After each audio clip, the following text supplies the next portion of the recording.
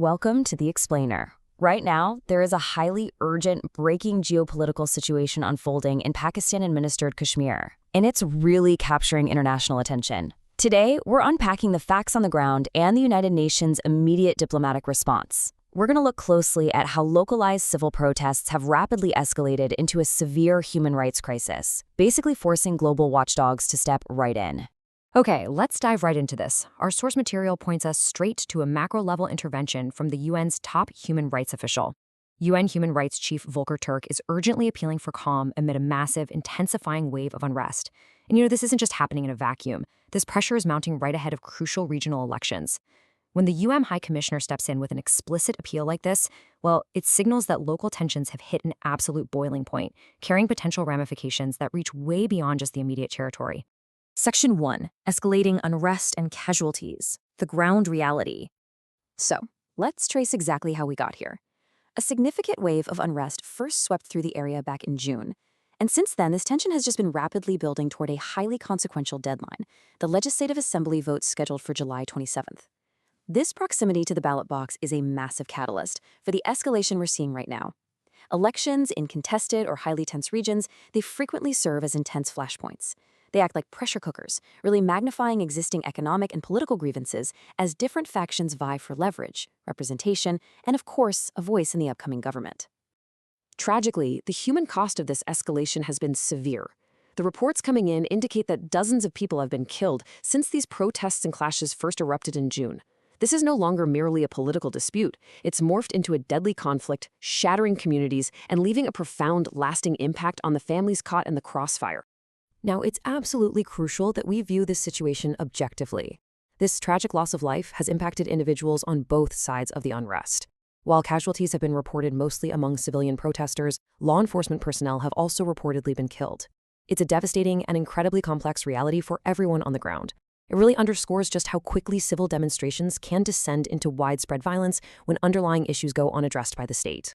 Section 2. The ban on the jock. Civil society targeted. So, who exactly is at the center of these protests? Well, the primary organizing body is the Joint Awami Action Committee, commonly known as the JAC. What's crucial to understand here is that the JAC is not some fringe political entity or an armed militant faction. It's a broad, grassroots movement comprising a massive cross-section of everyday civil society. We're talking about traders, transporters, students, lawyers, and various activists, all uniting under a single umbrella to voice their collective economic and social frustrations. The situation escalated significantly when authorities cracked down, officially banning the JAAC. By invoking severe anti-terrorism laws, the government claimed the group was threatening public order and security, and subsequently arrested and detained a number of its leaders. Now, applying counterterrorism legislation to a civil society movement is a highly controversial and impactful maneuver. It drastically shifts the legal framework. Instead of managing civil disobedience, authorities are treating civilian organizers as profound threats to the state itself. This not only allows for prolonged detentions and harsher penalties, but it also creates a massive chilling effect designed to immediately dismantle grassroots mobilization. And that brings us to the core of the international pushback. The UN High Commissioner has warned that criminalizing a civil society organization and severely limiting gatherings raises serious red flags on the global stage. Specifically, they point to stark infringements on 3 fundamental human rights: freedom of expression, peaceful assembly, and association. When a government uses overarching security laws to dismantle a broad-based coalition of citizens, international human rights watchdogs view it as a direct threat to the democratic process and to fundamental civil liberties. Section 3. Silencing through internet blackouts. I want you to think about this question for a second. How do internet blackouts impact human rights during high-tension events? When a crisis is unfolding and tensions are running sky high, what are the real-world consequences of a population suddenly losing their digital connection to the outside world? While the UN has a very definitive stance on this, blanket restrictions on internet access are deeply concerning because they disproportionately restrict fundamental rights. During times of high tension, a digital blackout essentially severs the ability to seek, receive, and impart crucial information. It literally blinds a population exactly when communication, emergency medical coordination, and transparent reporting are needed the most.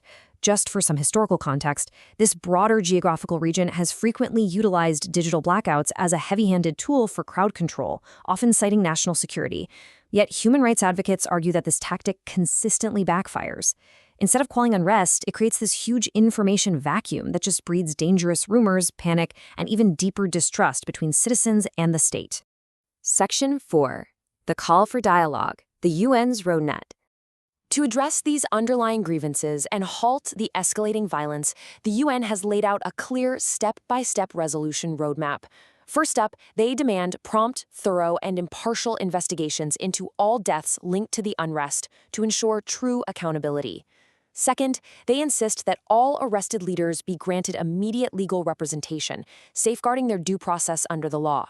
Third, there's an urgent call for the immediate restoration of full internet access across the territory to allow information to flow freely again. And finally, and this is really the cornerstone of the entire roadmap, a call for meaningful, inclusive political dialogue. The UN strongly emphasizes that systemic grievances can only be permanently resolved at the negotiating table, not through brute force or digital silence. As we wrap up this explainer, I want to leave you with a thought-provoking question to ponder. When authorities cite public order and security, at what point does it cross the line and become a direct infringement on basic human rights? It's a delicate, incredibly high-stakes balance between state security and fundamental freedoms, and it's exactly the dynamic we are watching play out in this region right now. Thank you so much for joining me for this explainer, and keep exploring the deeper facts behind the headlines.